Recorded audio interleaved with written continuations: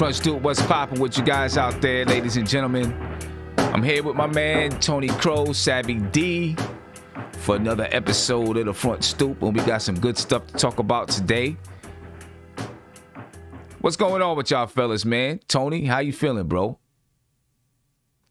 Good, Sim. Good. Ready to get this thing going. What's up, Savvy? How you been? Chilling, Tone, chilling. You know what I'm saying? Holding it down as always. Ready to dive in on this Stoop logic. Yeah, no doubt. Look, the first thing, and this is funny. This is a little bit wild, a little bit. When I first heard it, it sounded a little bit weird, right?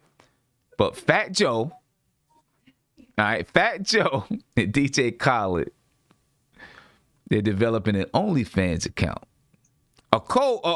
And what makes it sound even a little bit more weird is it's a OnlyFans account, like it's them two together. Yeah. Whoa. Right? It sounds weird, but really it's on the up and up though. You know what I'm saying? Now I remember stories of Fat Joe and Pun, you know, back in the day. They had some wild stories. I hope it ain't nothing like those kind of stories. Nah, man. Yo, I mean, you know, look, OnlyFans really, you know, it turned into a platform for adult performers and adult entertainers and stuff like that. But really, it was meant to be a platform where entertainers can charge people to come in and get exclusive content. Basically, that's what it is. You know, Fat Joe, DJ Khaled, you know, they're doing a channel together on OnlyFans, and I guess it's going to be based on, you know, they're going to do exclusive interviews. You know, Fat Joe has the Fat Joe Show, so they'll be doing probably exclusive interviews, doing some motivational stuff. And they're going to kick it off. Oh, okay. By yeah. It's not that kind of OnlyFans. You know what I'm saying? But, you know. Thank God we got to it. Right, but you know, that's the picture everybody has in their head when they think about OnlyFans. You know what I mean? But I guess they had I didn't even know about this. They had a basketball game. Right, they had a basketball game, you know, however long ago, and they're gonna kick off the OnlyFans account by having part 2 of the basketball game. I'm saying Fat Joe versus DJ Khaled. I want you to check it out. Check out the basketball game real quick. You know, this is these guys. This is the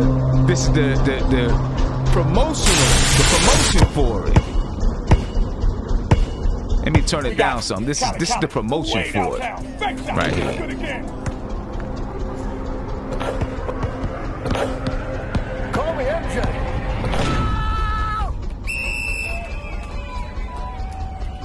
Joe with the ball. He slides over. He moves to the left. I'm getting good now. That's what you stay there, man. You stay in the money spot. Don't come in here. Make sure you get me. Get down. Get down. Nah. Get down. Yeah. Call me MJ. Wow! So look, man, it's gonna be fun, but neither one of them can hoop. Both of them out there huffing and puffing. They better get it. You know, they need to go ahead and get it together and make sure, you know, just make sure that they got it right. But you know, that should be dope, though. You know, listen, you know, and you know, we have just having a little bit of fun with it, but it's always good, I think, and smart. I love when these rappers are able to find a way to monetize themselves, you know, without relying on, you know, this major machine to create monetization for them. You know what I'm saying? It's been a thing with rappers since, for, you know, the last 2 decades, where they really do understand, yeah, I'm a brand on my own. I can monetize myself, and you know, that's old news to most people. But still, I just love it when people are able to do that. I mean, and now older rappers, Fat Joe's an older dude, you know what I'm saying? Of course, the young guys understand about all of these social media accounts and how to use them and, you know, how to promote themselves, you know, but when the older guys are, you know, catching on like, yo, you know, this is the way I did it back then. Now I can transfer the knowledge that I had from back then and apply it to what's going on today and make a little bit of, you know, make a little bit of change. So You know, be on the lookout for that. You know, January 25th. I'm gonna bring this back over real quick because I didn't take a look at the post. I didn't read the post off, but it says who y'all got: DJ Khaled versus Fat Joe. The rematch only on OnlyFans, January 25th. Subscribe now. Right, and DJ Khaled said, I'm trying to convince Fat Joe to play in a 3-point shootout. He don't want that. You know, I'll just beat him again one-on-one, blase, blase, blah. You know what I mean? But, that's funny. You know, I'm probably not going to subscribe, but, you know, that's still dope. I don't know. You subscribing, Tony? I mean, number one, I don't got OnlyFans. Look, first of all, I'm not gonna subscribe because, you know, if I subscribe to it and then like someone sees that joint on my phone, you know, then it's like, yo, why you got an OnlyFans account? I'm like, yo, I'm subscribed to Fat Joe and DJ Khaled. It's like, yeah, right. You know what I mean? and then it's like, whoa Nelly now. You know what I'm saying? Like Fat Joe and Khaled. You know what I'm saying? So, you know, I'm staying away from that one. I'll wait until the clip.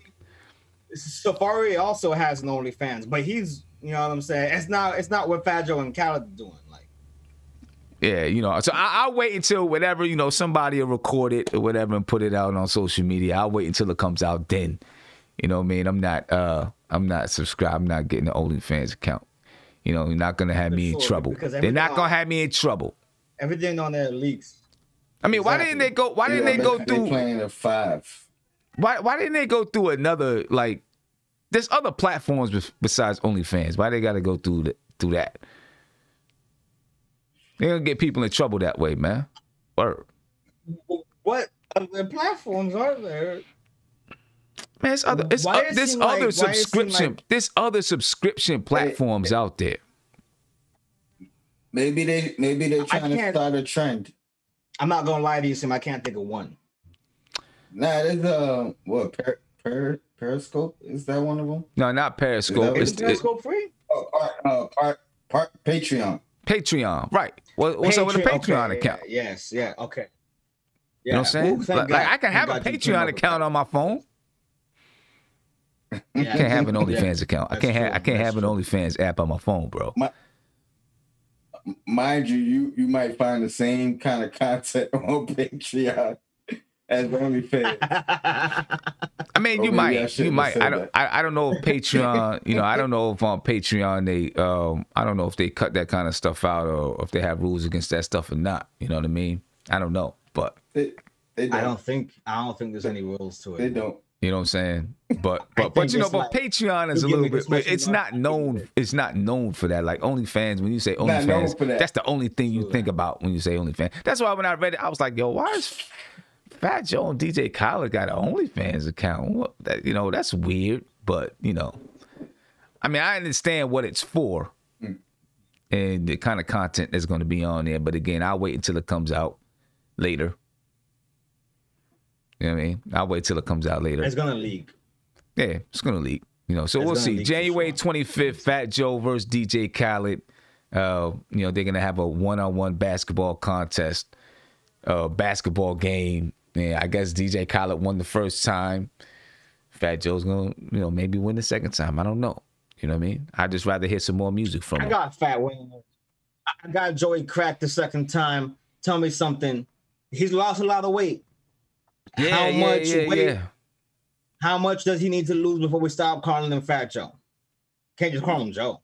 Nah, he's always Fat Joe. Yeah, you know he's always gonna be Fat Joe. Dude could get a 6-pack and he's gonna be Fat Joe. It's always gonna be Fat Joe. It's no two ways about it. It's always gonna be Fat Joe. You know what I mean? Although Joey Crack has to come back. Although you know what I'm saying, Crack is not really it no more. Well, I mean, it never was. He's always gonna be Joey Crack too. Yeah, you know right. Exactly. You know what I'm saying? Right. He's always gonna be that too. Start throwing that name around. Start throwing that name around more often. You know what I'm saying? I got Fat Joe too though. BX all day. You know what I mean? Yeah, no doubt. You know, tomorrow, you know, it's gonna be a new president tomorrow. You know what I'm saying? Yeah. And before Trump goes out, you know, he's handing out pardons. And apparently, Lil Wayne is looking for a pardon from Fat Joe. Right? So here's what we got from hip. Here's what we got. What'd you say? You said from Fat Joe, from Donald Trump. I mean, from Donald Trump, not from Fat Joe, from Donald Trump. Yeah, from Donald Trump. From Donald Trump. That's cool. So this is from Hip Hop DX. It said, but before Trump goes, he reportedly plans on pardoning Lil Wayne along with up to 100 other people on his last full day in office. All right, according to Fox News, Trump will leave the White House for a final time on Wednesday morning after issuing around 100 pardons and commutations to white-collar criminals, high-profile rappers, and a jailed Florida eye doctor. Wayne is currently facing a federal weapons charge stemming from a December 2019 incident in Miami. Last month, he struck a plea deal with the federal government and agreed to plead guilty to illegally possessing a loaded weapon, but he still faces up to 10 years in prison. Right? So now we know what the whole endorsement was about during the election. If you remember, Lil Wayne did an Instagram post and he said, I just had a great meeting with Donald Trump. Besides what he's done for the criminal reform, the Platinum Plan is going to give the community real ownership. He listened to what we had to say today and assured he will and can get it done. That's what Lil Wayne said back in, what was that, October, before the election. So, my question to you all, did Lil Wayne sell his soul so that he can be pardoned? I gotta keep it 100 and 100%. Like, I can't change my views of how I felt back in October when I heard him meeting with Trump, because now I understand why. You know what I mean? So I mean, it's still not a good look to me, but I do understand it. Do you feel like he sold his soul? But do you feel like he sold his soul? I do. All right. What about you, Sam? I mean, it would have been. Now go ahead, Tony. Go ahead, Tony. Finish up. Finish what you was about to say. Yeah. Well, it would have been like he would have been taking a chance, not doing the endorsement or meeting and waiting to after the election to see what happens, because you know at that time we didn't know who was gonna win. So I get, you know, I understand why he did it. But again, you know what I mean? If I didn't agree with it at the time, I can't change my opinion simply because I know he did it for a pardon. But it was a savvy move. It's on you, Savvy.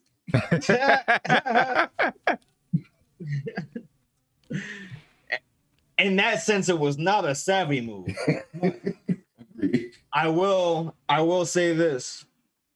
I don't know what. All right. Did he sell his soul, so to speak? Sure. How much credibility did he have in that regard with you before he did that? Not much with me.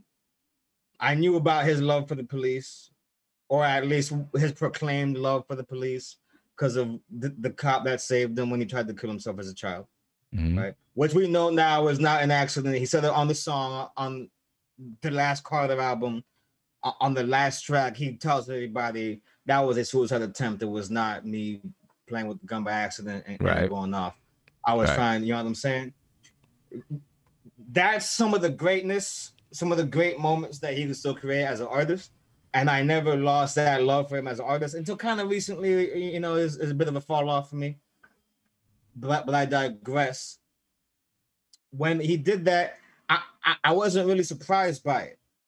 You feel me? So I never really frame it that way as if somebody sold their soul, because normally when I think about it, someone like that, I think about it someone like that I respect and hold in a high regard as a person, right? And not just because I like what they do. Like I feel like they are the real deal as a person too. And then they do something that's completely out of left field, and then I'm like, whoa, you sold your soul. Like I can't mess with that no more.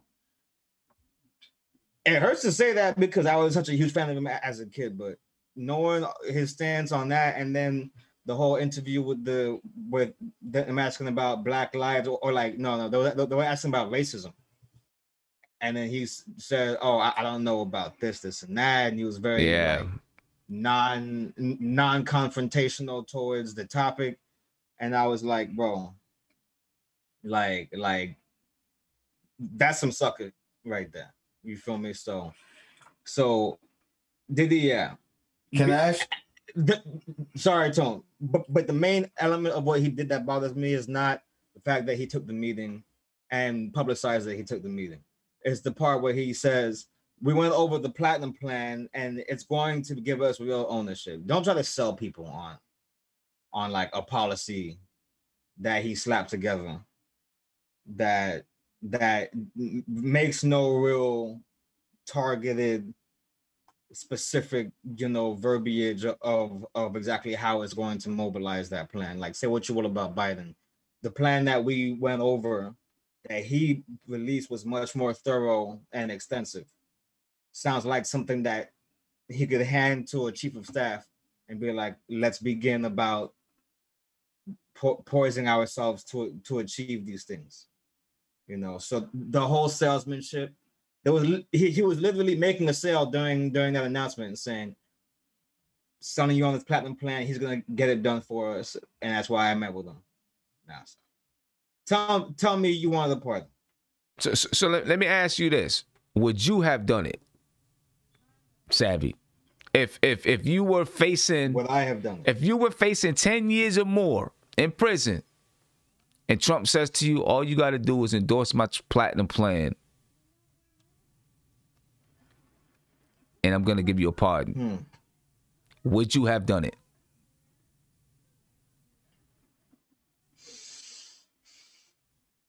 I got to tell you, man, it's easy to just say no right now, but I've never faced the possibility of facing 10 years in prison. I like to think of myself as the version of Lil Wayne that didn't have the burner on like I don't know the specifics of how they found the burner and how they attributed it to him. If they find something in a Walmart and there's a rapper in the Walmart, they're gonna say it belonged to the rapper.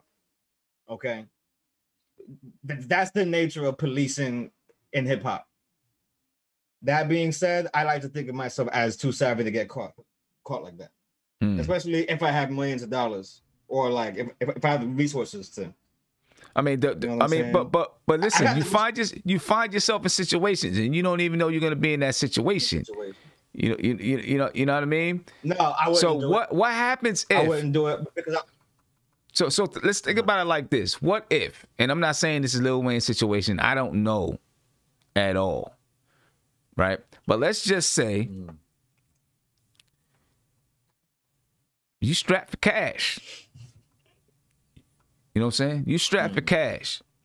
And you're in a situation where you got to do some things to make some money. You can't afford to go to prison. Because if you go to prison, then your family's not going to be taken care of because you're strapped for cash. Right? You hurting right now. And you need to put some music out. You need to be able to do whatever's going to come your way to make sure that you take care of your family. But if you go to prison, that's not happening. Now what? And Trump says, I can pardon you. I can pardon you and make sure that you're there to take care of your family. All you got to do is this.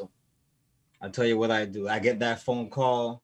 They're like, yo, come and meet, and then we'll discuss possibly doing some work on that charge of yours. Right? I'll schedule the meeting. Then I get on the phone. I call somebody from the opposing campaign. And I'm like, listen,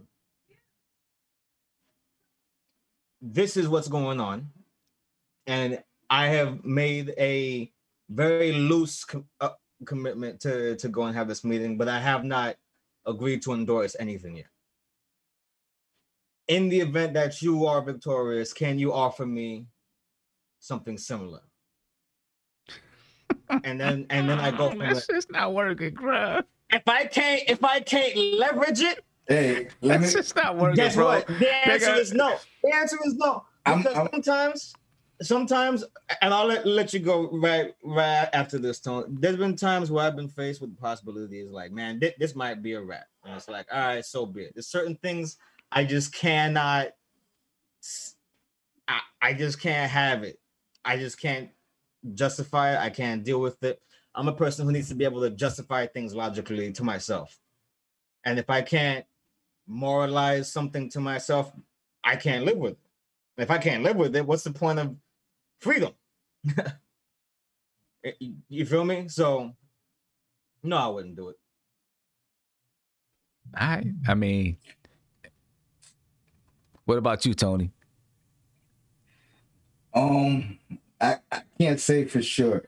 The closest thing that I could like equivalent that to in my life was me contemplating leaving where I was working because of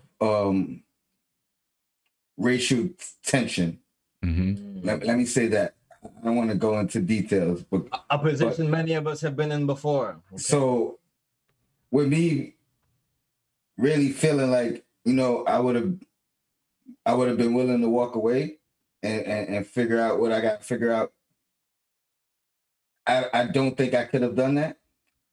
Like trying to equate the two, I don't think I could have done that. But let me say this, and then I have a question. Let me say this. It was smart. It was very smart because had Donald Trump won, well, number one, it seems like he's still getting the part with Donald Trump not winning. So he still gets the part. But had Donald Trump won, I mean, were we going to just live these next 4 years and be like these past 4 years? Or were we going to try to reach this guy or work with him in some type of capacity? You know what I mean? Like, right. The same thing with what Ice Cube was trying to do. Right. You know what I mean? Not saying I'm endorsing him, but you know, if the guy wins, is he? Are we going to be enemies for another 4 years, or are we going to try to? Yes. Right. I mean, you got to work with you know, you got to work with who's in power. You know what I mean? And try to get something there. You know, obviously, you know, we always have the discussions about us getting our own and doing our own thing. But in the meantime, you got to work with who's there. I mean, there's just no doubt about it. And I get that. I get that. What I have, you know, looking at myself, what I have done what Lil Wayne did, no, I wouldn't have. You know, and I could say unequivocally that I wouldn't have done it. Only if I actually believed it. Right. And it wouldn't, and then it wouldn't have been just an Instagram post. Right. I would have actually had a sit down round table type of a thing to say, let's talk about the reasons why I'm endorsing this so that you get it and you understand it. And let me help you see what I see. You know what I'm saying? Show you the notes. Right. Let me show you what it is that I see and explain it to you. Not just say, oh yeah, you know, this platinum plan is gonna help the community. I mean, that ain't saying nothing. Right. You know what I'm saying? You know, why is it gonna help the community? What is it that you see that you believe is gonna really help our community? And why do you believe that Trump is really gonna do that? And why don't you believe that he's just pandering to you? You feel what I'm saying?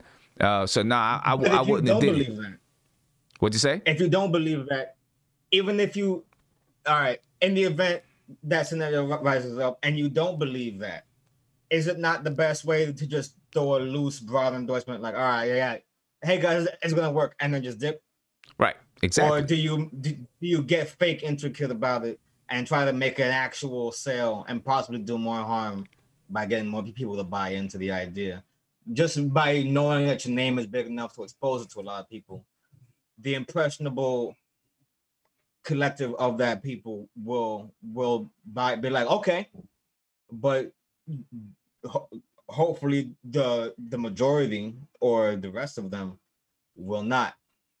My thing in that scenario, do you think he spoke to his family and asked them and like consulted with them before he made that decision? Nah. Do you think it was 100% a Lil Wayne? I think he spoke to his lawyer. Completely internal. I think he spoke to his lawyer. I think as soon as he got the call from Trump, he said, boop, boop, boop, boop, boop. Yo, what you think about this? His lawyer was like, do it. Do it. Get the pardon, bro. Do it. That's exactly what I think happened. He's like, I'll write up the papers now. You know what I'm saying? For real. We need it in writing. Exactly. I'll tell you what. The climate was bad to be a black man in court. But a celebrity can always argue fear for their life due to their profile, and then somewhat justify their choice to violate whatever they violated. In the hearing for the sentencing, it would be very important to stress certain points. I don't know what kind of judge he was going to have, or if it was a judge he'd had before. I don't even know that many of his priors. But, you know, I might have just rolled the dice on that one. And what you're talking about, that's a defense. But if he feared for his life, there's legal ways to go through the proper channels to be able to carry. Like even in New York, where the laws are the strictest anywhere. Well, like, I think he's not even allowed to possess one. I think he's like, because of his prior charge. That's what I think so. Well, I thought he was on like probation or something. You got. I think prior convictions made it so that he just can't even have one. Well, let me ask you guys, both you guys, this about Lil Wayne, and it's kind of going back to his comments when he was asked about the Black Lives Matter movement and him saying, you know, showing how much he loves the police officers and doesn't really see racism. Right. Do you think it's possible he could have been so far removed from normal society, normal life, that could be true for him, being so successful from a young age, obviously being put in a position with men of power who probably didn't. I don't think so. You know, they do you think it's possible to have the skin and get that far away, bro? Like I remember this one time he had a show in New York or something. I think it was for an awards show or something he was supposed to perform. But I remember I was looking forward to it. So I knew it was going to be televised and when it was going to happen. And then something happened, right?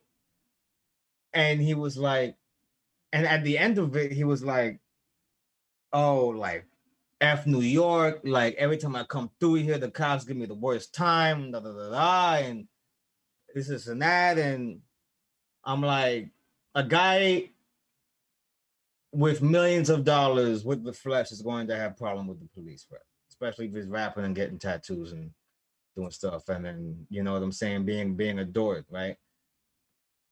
How do you forget? How do you get that far removed, even though a cop saved your life? He attributed it to New York, though. He didn't attribute it to policing, bad policing, to racial discrimination, to even rapper discrimination. He didn't attribute it specifically to New York police. New York police. You know what I mean? So yeah, that's a good point. So I wonder about that. The reason I question it, though, is because he's so, like, I was always under the impression that he was very bright, a very smart individual. Yes, I always thought so. Always thought so. Me too. That's- I still think so. I still do. Still do. Yeah. But I really enjoyed his show too. The show he had where he was interviewing rappers, he interviewed 50 and all of them. Like, he was doing really well on that show. I enjoy the content he makes, and I always thought he was very bright. Especially. So how can you be that bright and not see discrimination or racism or even social injustice? You know what I mean? Like, how can you not? That's my problem morally. Unless you're that rich and you're just in a different, like, you're among. I mean, maybe it's the people that he puts around him, and he doesn't see it because he has money, and so he's in certain company, and business wise, he has his people handle everything business wise, so maybe he doesn't see it that way. But because he's marketable and he's Lil Wayne and all these little white kids love him, right? He's doing the skateboarding. Not that black people don't skateboard, but more white kids skateboard than black kids. You know what I'm saying? He's doing the skateboarding thing. He's marketable to white suburban teens. He's gonna get what he wants, because he's bringing in money for somebody else. So maybe he just hasn't seen it on that level. And then now, coming up where he came up, you would think that maybe he's seen it, but he always came up, for the most part, he was in the game. Mm-hmm. From a very young age. Yeah, he was in the game. So yeah, so Birdman, had things popping already. Lil Wayne seen these things popping off. He seen what, of course he seen what's going on in the hood and this and that, but he was probably protected. Sheltered, yeah. He was probably protected from all of that.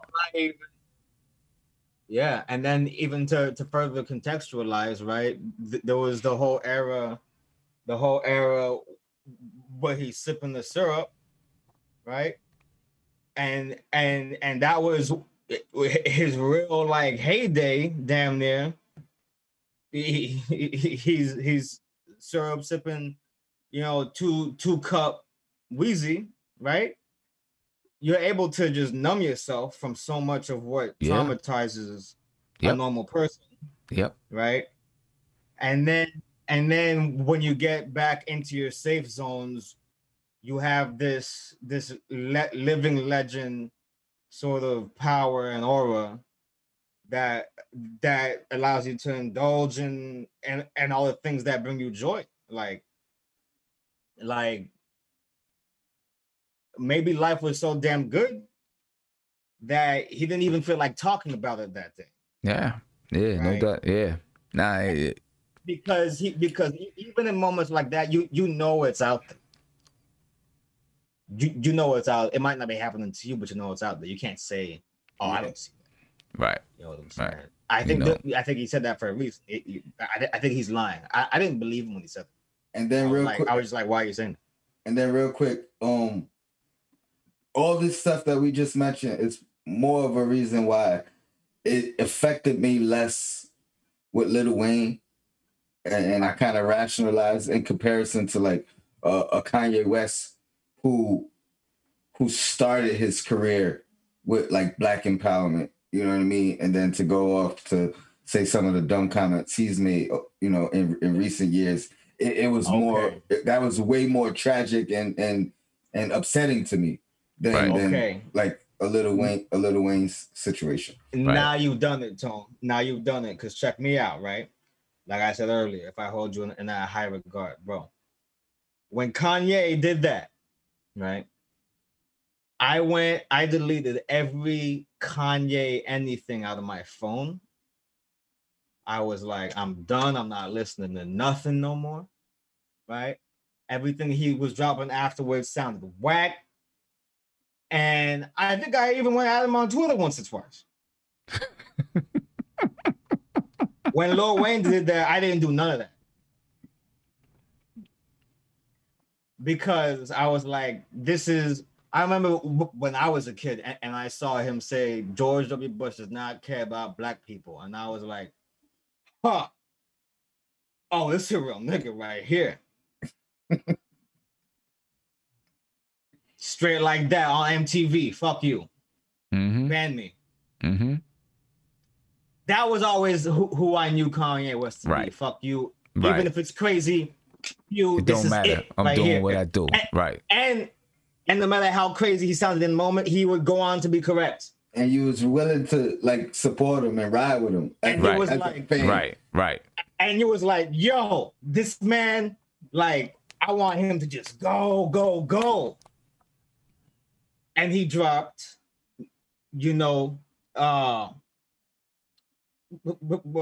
Pablo, Life of Pablo. And I was like, oh, this feels like the OJ almost. Like yeah, like I got Untitled because of that album. And then that happened, and I was like, oh, what? Yeah. I don't know, man. Well, yo, you know, Trump also pardoned, and this has already happened. He pardoned Harry O, right? Co-founder of Death Row Records. Records. You know what I mean? And Snoop was pushing it.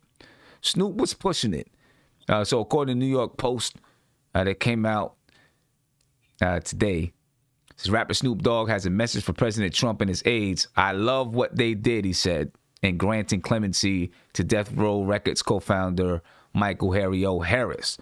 Harris learned Tuesday that he will be released early from prison on Trump's orders, though the White House has yet to make it public. Right? They'll probably make it public once everybody is pardoned. All right, the music and marijuana mogul, talking about Snoop, was told of the decision on Sunday and said he wanted to share a message with the outgoing president. He said, that's great work for the president and his team on the way out. They did some great work while they was in there, and they did some great work on their way out. Let them know that I love what they did. Now, obviously, you know, he's saying these things because Harry O was, you know, pardoned. He also said it's amazing that the work of God can actually bring to life to make people understand that there is a God. Snoop praised Trump on a Zoom call with reform advocates Alice Johnson and Weldon Angelos, who shared the recording with his permission. The Zoom meeting was convened so that Johnson could break the news to Snoop that Harris, 59, would be getting clemency after 3 decades in prison for attempted murder and cocaine trafficking. He was slated for release in June of 2028, so he's getting out 7 years early. Trust me, you take that 7 years.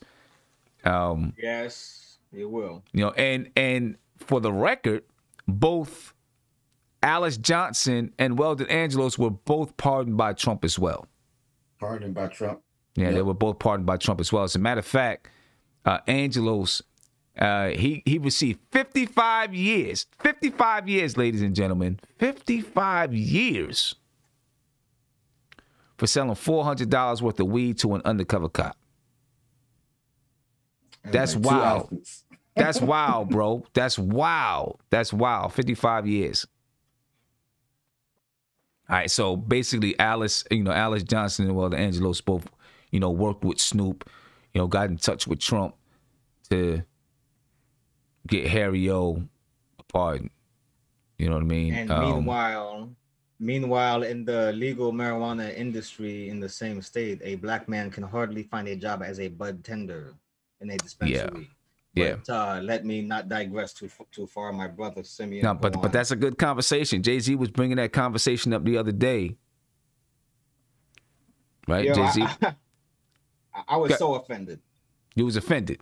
I was so offended. I was out there in LA, and you know me, you know, I'm gonna step out and see what's good. I went to like 7, 8 of them motherfuckers. I found one dispensary that employed a black person, and that was because everyone that worked there was black, and that was because it was black owned. You see. Mm-hmm. Every other establishment that I went to buy my legal marijuana in California, I saw hipsters and and very nice young white kids, you know, very well behaved young white children, you know, mostly women, you know, a bit bohemian driven style, you would say, you know, maybe a tattoo here and there, perhaps a bead somewhere in the hair. And No dreads? oh, well, if they are dreads, then they're not like, you know, the dreads we would have. You know what I mean? They're like, you know, dreads. And the picture I'm painting is that it's no one that would find in the back of a squad car for smoking some weed, man. Okay, you don't ruin the kid's future over just some reefer. Okay. Nah, I hear you, man. Yeah, but listen, Jay-Z, you know, Jay-Z was, you know, kind of explaining, you know, he was talking about it. Let's take a listen real quick. Of doing a house of brands. Let's create a house of brands and create opportunity for other entrepreneurs that would love to be in this space. You know, this space is very complicated, as you guys know. Black and brown people were affected by this cannabis industry in large proportions, you know, while at the same time not being allowed to participate. I guess Michael, you know, numbers better, like 6%, I think. Is that correct, Michael? I think these are 6%. I know 6% definitely in Massachusetts. They're very small numbers. So the idea was to create a brand, create a house of brands, and create opportunity for those that were negatively impacted by this prohibition area. So, You know, so yeah, that's you know, Jay-Z, you know, kind of speaking on what you were just speaking on. You know, black people who have largely been impacted by, you know, marijuana and cannabis, but now not being able to partake in, you know, the legal distribution of cannabis. And so he, you know, he said that's part of the reason why that he developed his monogram. You know, that's the name of the you know, the new business he just launched. You know, his new cannabis line is called Monogram. You know, so go ahead and check that out. I actually invested in the parent company. You know what I'm saying? There is a parent company. Yeah. You know, if you get a chance, you know, it might be something you want to look at, you know, because I can't believe I didn't know he was doing this. You didn't know he was doing that? Jay-Z be busy, man. No, I didn't know. Like, it messed me up just now when it turned out he was talking about the same topic. Like because sometimes I observe things and I hope it's just my isolated observations and not, you know, the overall trend. But things like of that nature, you know what the trend is already because you. Yeah, I mean, listen. If you get a chance, you know, there's a parent company to it. Yeah, you know, there's a parent company to it that Jay-Z is. You know, he's part of that parent company, and I'm getting the name of it right now. Because I am invested in several companies, but not those. So I would like to definitely put my dollars in some places that, you know, go towards something I actually care about, because we need that. I mean, look at the audacity of how they rolled out this industry to people, the closed high buy-in sessions for information on how the laws are going to work, for early registry to get on waiting lists, for things like that. Things that all have a massive financial barrier and a class barrier, nonetheless, to even access, to even try to get a jump on the industry. Nonetheless, once it gets going, trying to navigate the avenues that you need to. Even white-owned, legal operated dispensaries have to get creative about their banking solutions and about how they do their finances, and about how they file certain things tax-wise, like how they transport and store things. Like it gets very intricate. It's not an easy thing to navigate by any means at these stages. And it started to warm my heart a little bit when I saw Al Harrington come out with a brand. When I saw Burner's been at it for like a long time, but he was there in Taylor Gang, you know, with Wiz. Like, you know what I'm saying? Wiz has a brand. Mike Tyson has a brand. Right. You know what I'm saying? I like to see these things, and I definitely plan to patronize those brands as soon as the legal industry becomes more of a thing down here in Florida. you know, if it goes recreational, I'm not gonna lose my gun rights now. You know what I'm saying? But we'll Yeah, say that for but you know what look, I'm saying, another day. But look, Jay-Z. Tell me one thing. I'm sorry, Sam. I'm sorry because I keep forgetting to ask this, but I want to get it out. We got on this topic because of the whole thing with Snoop Dogg and Harry getting pardoned, right? How does these things, these pardonings, jive with you in light of the spree of executions that he's gone on recently? And what became true in the time of his last 12 months in office, where Black people started to feel comfortable asking him for stuff? Was it the pressure? Well, Black people feel comfortable to ask him for stuff. I mean, because really Black people are asking him for pardons, right? And, you know, the first time I saw any story about criminals... In my opinion, it was Kim Kardashian. Right, Kim Kardashian. So in my opinion, you know, with the pardons with Trump, and you know the reason why, you know, so many, you know, rappers or you know, Black men, you know, are being pardoned, or at least it's being publicized that they're being pardoned. You know, I don't know what the exact numbers are, and there's been some Black women. To me, it was all about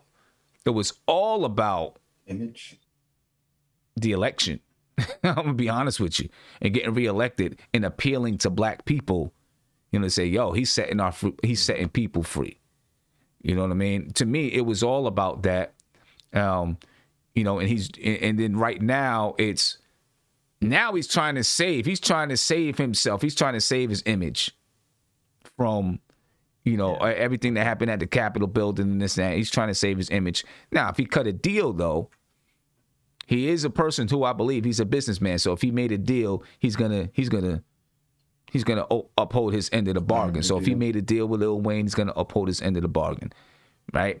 Because you look at him when he's leaving office, people are saying that he may have some trouble financially too. He might need Lil Wayne. And if you go back in history, to be honest with you, Donald Trump has, you know, always had, I don't want to say a good reputation amongst rappers, but mentioned in hip hop music and things like that because he was rich. You know what I'm saying? So he represents something that they want to achieve. Yeah, exactly. So, you know, that's what I think is about. You know, that's what I think is about with that. You know, but you know, I wanted to just get in real quick, and we can get back to that pardon. You know, Jay-Z partnered with a new cannabis company called TPCO, right? And they plan to reach about another company. TPCO is that's like the mother company, but it was acquired by Subversive Capital Acquisition Corporation. All right, and you know, they've been acquiring small businesses in the marijuana industry. You know, and you know, so I went ahead, and he's basically, for TPCO, Jay-Z is serving as the chief visionary officer.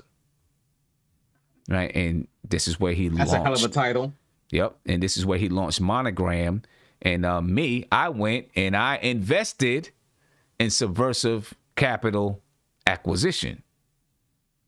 You know what I mean? Yeah, I mean, hey, might as well. You know, I believe, you know, normally when Jay-Z touches something, it turns to gold, you know? So, you know, I went and bought a few shares. When I bought it, it was $10.14. It's now $12.66. So, you know, there you go. Let Jay-Z keep doing his thing for me. I don't care what people talk about or say about Jay-Z. The man's winning at life. Ain't no doubt about that. Like look at how big he won, and then how he chose to spend his time. Look at the stuff he tries to like get into, and like, even if you don't always like the execution, like, man, like, I know about Khalif Browder because of Jay-Z. Like, nah, ain't no doubt about it, man. Jay-Z, Jay-Z does his thing, man. You know, that's a businessman for real. And this is I'm gonna tell you one of the smartest things about Jay-Z. If he doesn't know, if he doesn't have knowledge, he's not one of those people that's going to pretend like he does. But if he might want to get into an industry, he's going to go get people around him to do the work for him. So he'll pay a little bit now to gain a lot later. Yeah, I'll pay you to manage this company, manage that company, because I may not know it. I may not know, but you do. So you're the professional, you're the specialist. I'm gonna bring you in, let you do what you do. Then we're gonna make money together. Like that's one of the smartest moves. One of the smartest moves that anyone can do. Like people, you know, you get people that are like, I don't need a financial advisor. Why not? This person might help you make money. You know what I'm saying? You pay him a little now, put your pride aside. You don't know everything about business. That's cool. You know what you know about the business or whatever work you do, whatever you specialize in, you know it. Talk to this financial advisor. Let this financial advisor help you make money. You know what I'm saying? You know, things like that. And Jay-Z is good at doing that. That's why he's a businessman. That's why he makes the money that he makes. You know what I mean? So when I see Jay-Z make an investment, what'd you say? It's for the loss of power. Never do yourself what others could do for you. Yeah, exactly. Some people look at it as a Machiavellian, like a manipulative thing, but it could just mean to like delegate tasks that you aren't good at. That's it. Yeah, I mean, listen. So when I see Jay-Z make an investment, I'm like, you know, I might follow suit because this brother, usually is successful at things that he does. You know what I mean? So again, ladies and gentlemen, pay attention to it. Subversive Capital Acquisition Corporation. Subversive Capital Acquisitions. Go check it out. You know, you might be something you want to put some money behind. You know, Jay-Z is behind it. Might make you some money too. You know, that's how you do it. Last thing that I wanted to bring up on this whole, conversation about, drug dealing and rappers becoming successful and all that kind of stuff. 50 Cent is one of those guys. 50 Cent, he don't really make music no more, but 50, he does his thing. Of course, about Power. Now he's in production. The other day, he put out an Instagram post, day one, shooting BMF. If you know what BMF is, the Black Mafia family, right? He said, this is going to blow you away. You know what I mean? I can't wait for that, bro. I can't wait. I mean, I've watched numerous documentaries, you know what I'm saying, on the Black Mafia family. I can't wait for that. That's going to be dope. That's going to be super dope. As soon as it is humanly possible to get my eyes on that first episode, I'm in. Yeah. Listen, 50 Cent, Fifth is going to wind up owning his own TV network. No doubt about it. His own. Yeah. It might be called Stars. That's okay. What I was about to say. It might be Stars. You know what I'm saying? He might get him a piece of that. Go flip it into his own Power network. You know what I'm saying? Like, he got to put his name on it. It's gonna be 50 Stars. You know what I'm saying? 50 stars. something, right?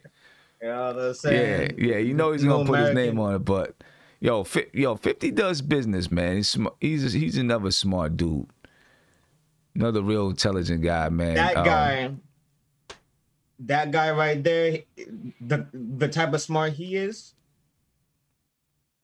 like I almost want to see him take an IQ test. No cap. Just because, like, you can tell when someone's really good at something or really well versed on something, but you can tell when someone is just a really good thinker. Right. You know what I'm saying? And that's two different things. And I feel like Fifth, there's a mind there that he uses it for rap and for whatever was in his past and for, creating successful programming today.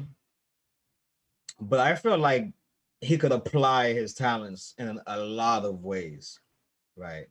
It just happens that he he has an emphasis upon mastery and trying to become a master of the things he does, which is why, you know, he has this close, you know, relationship with Robert Greene and them, you know what I'm saying? And an observer of certain people like that. So I think him and Jay just cut from the same cloth.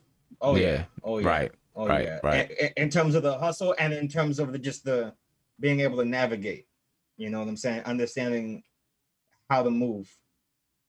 You feel me? A lot of people don't got that. Some people wind up having to cut deals with, you know, people in order to get by. And some you know when I realized that when they did the joint Reebok deals, G Unit and Rockefeller, like that was huge.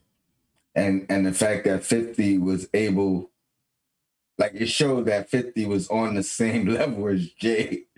You know what I mean? Usually you can't stand next to Jay. Like you gotta really earn that spot, even down to like getting a feature to you know, business wise. It's like and it was a great commercial. Like it was a great. Guess if you're in the boardroom, right, and you're not necessarily a rap fan, you're looking at them like businessmen. 1 and 2, you are both successful in business.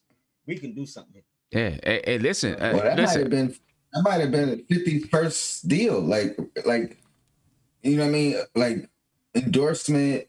That was before the vitamin water? Yeah. Yeah. Yeah. Hey, because I thought when G Unit dropped. Oh, okay, go ahead. No, go ahead. I thought when G Unit dropped, vitamin water. No, you're right. You're right. Vitamin water didn't come until after. So he had merch with them before. Okay. Wow. So damn. And there's a story behind that somewhere that I heard where Jay-Z was wondering, like, yo, how he get, you know what I mean? Like, how he get in the building? You know what I mean? So he had to know somebody or did something right. Yeah, early. I mean, yo, he's a smart dude, man. You know, somebody else who's about to get into that realm of investing in things is Rick Ross. You know what I mean? He just invested in you know, he already owns, you know, stakes in like Wingstop, Checkers. Yeah. You know what I'm saying? And he just invested in a company called JetDoc. You know, which is like a new like health app or something like that. You know what I'm saying? Like a telehealth startup company. You know what I'm saying? You know, these guys, man, you know, smart. And what I wish these artists would do, because they already have the ear. There's so many people looking at them like, yo, they making these investments, this and that. Like, it don't have to be preachy, this and that, right? But teach some other people, like you're on Instagram, you're on Twitter, you're on all these platforms. Do something real quick, like, yo, I'm gonna give y'all a tip on how to make some money, how to make some cash, how to invest your money, how to make your money work for you. You know what I'm saying? Like, you can do it in a way where people want to listen and pay attention to it and put it out there. You know what I'm saying? So people can make some money, because like these guys are doing it. You know, these guys are doing it, and they're understanding how to do it, even if they're not making all the decisions themselves. They got advisors and this and that. Like, put that info out there so other people can do it, man. I mean, that's, you know, that's how you pay it forward. And props to the guys that, not saying that because we don't know, they may not make it public, but they may be helping, you know, the people in the inner circle. Yeah. But shout out to guys like Charlemagne the God and even Envy with his flipping houses. You know, he's been a advocate for that and showing people how to do it, where to do it, and he's been doing that for about 10 years at least. and Charlemagne, I always hear about how he helps other creators behind the scene, you know, and point them in the right direction, link them with this guy. You know, it's not the same. It's still business. So, you know what I mean? Like, props to anybody that's helping others move up. Because it is enough money out here for everyone. Shout out to you, Sim. Like what you're doing with the NBA fan. You know what I mean? You know what I mean? Like you spreading the wealth. You helping everybody build. Same theory, smaller scale, but same thing. You know what I mean? You one of those guys. So salute to you. I appreciate that. It's interesting man. though, Sim, because the thing that you're saying that you want the people to do is the thing that you've done already by creating NBK and inspiring people to come into the fold and get involved and then go on and eventually be able to flourish on their own. So walking the walk. Yeah, man. Talking the talk. That's what we're trying to do, man. Walk the walk, talk the talk, and if this thing ever blows up, you know, and I start making movies about the Black Mafia family, you know what I mean? Then, you know, we're gonna try to get everybody in there, you know. You never know. You know what I mean? But man, I appreciate you guys, man. I'm about to, you know, go ahead and head out. Good conversations today, real good conversations today, I think, man. You know, lot of stuff out there. Absolutely. And I'm looking forward to, let me see, Thursday night. You know, we might have to do something early Thursday because the Knicks play on Thursday night. So we might have to try to do something early. I want to get this underground radio in. Knicks play at 10, right? The Knicks play at 10, yeah. Damn, I work that next day. All right. I'm down to do something like what, 8 o'clock? Yeah, well, the earliest I'll probably be home is like 8:30.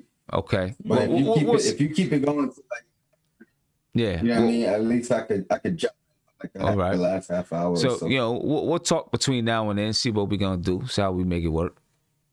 Yeah. You know? Ladies and gentlemen, we appreciate y'all, man. Oh wait, tomorrow night you doing that? What's tomorrow night? Oh yeah. I'm gonna try to. Yeah, we should be able to do it tomorrow night. You know what I mean? There is no notification to put out, but just be on the lookout. You know, as you know, we're gonna talk about and review One Night in Miami. That's a super dope movie, man. So yes, sir. Yeah. Check. You know, be ready to check that out. But all right, man. I appreciate you guys, man. And I'm out of here. Be peaceful, ladies and gentlemen. Be peaceful. And as usual, spread love, ladies and gentlemen. Just spread love. That's all you gotta do. Be peaceful. Live life, love, man. Spread love. No doubt. We out of here.